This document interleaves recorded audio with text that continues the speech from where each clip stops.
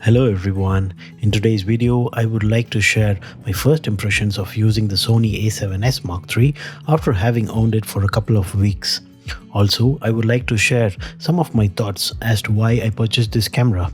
If you are new here, I am Ansar and I am a hobby street photographer, and I like to use this space to share my photography and videography experiences.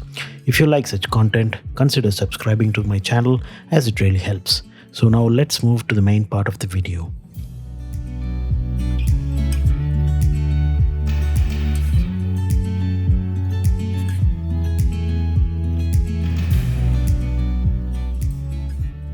So why did I purchase this camera?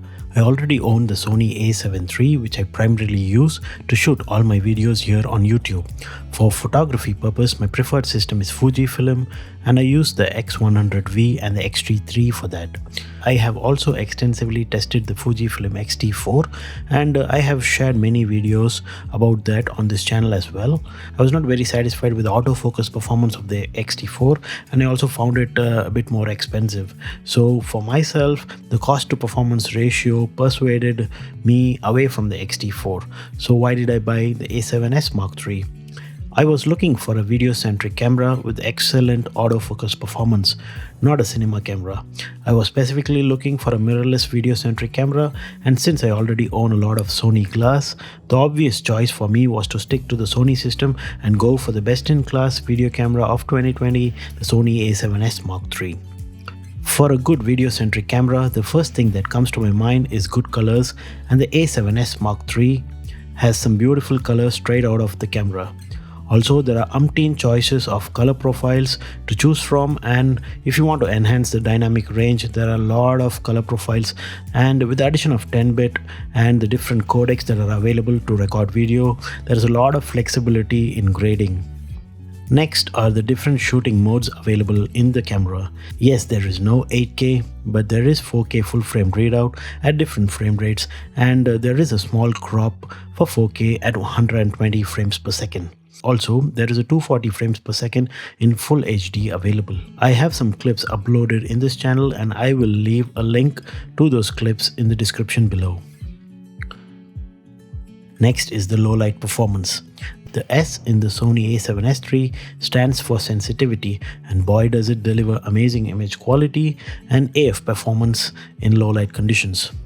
There seems to be an upper threshold for the ISO, after which the image kind of clears out and looks much cleaner. For example, when you shoot an S-Log3, there seems to be an upper threshold above ISO 10,000, after which the image is much cleaner. So if you shoot above ISO 12,800, you get a much more cleaner image. I don't know if there is dual ISO or there is a noise reduction happening. I feel that there is a noise reduction algorithm kicks in at these higher threshold ISO values. One of the biggest plus of this camera is its autofocus performance. I do not have any issues with the A7 III, but I think the newer Sony cameras have much more better autofocus performance and subject tracking capability. Also, there is an enhanced ability to further tune the autofocus mode on the Sony A7S III.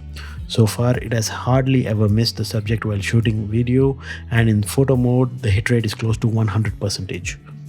The next thing that I've really enjoyed on the Sony A7S III is the new menu layout.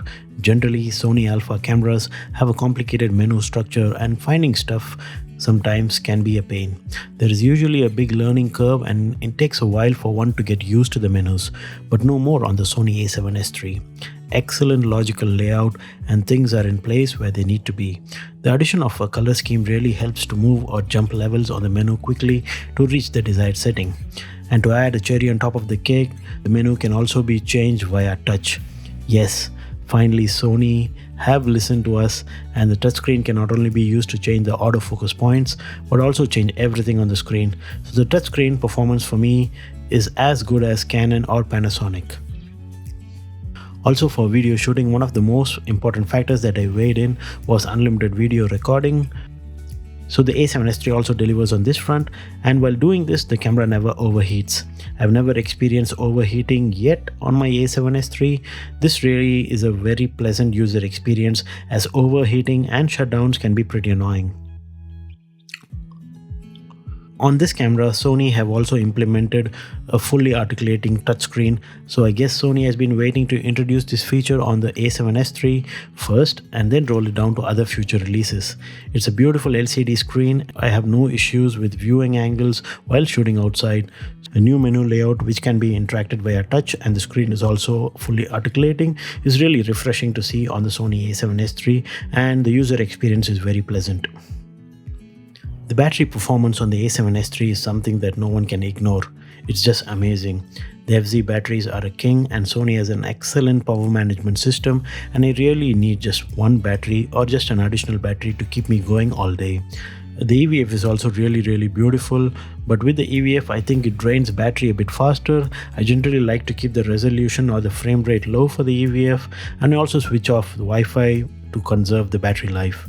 Third-party batteries are also pretty inexpensive, and since I already own the A7 III, I have some batteries which are interchangeable between the A7S III and the A7 III. Finally, the last thing that drove me to make my purchase decision on the A7S III is the excellent ergonomics of this camera.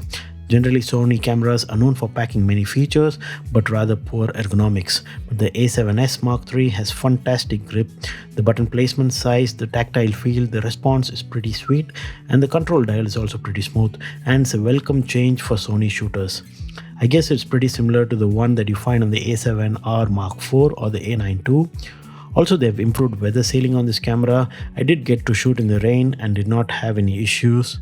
Other small things and attention to details on this camera are great, like the implementation of a full-size HDMI port and the doors for the mic and other ports kind of working individually. Also, the presence of the dual UHS 2 SD card slots can be used in relay mode is a big plus. So in this video, I have shared some of my thoughts as to why I purchased this camera, and I have thoroughly been enjoying using it. So based on my first impressions, I would highly recommend this camera, and I will need more time to do an in-depth review. If you want to know more about this camera, let me know in the comment section below. Also, it would be great if you would subscribe to my channel, and until the next time, take care and ciao ciao.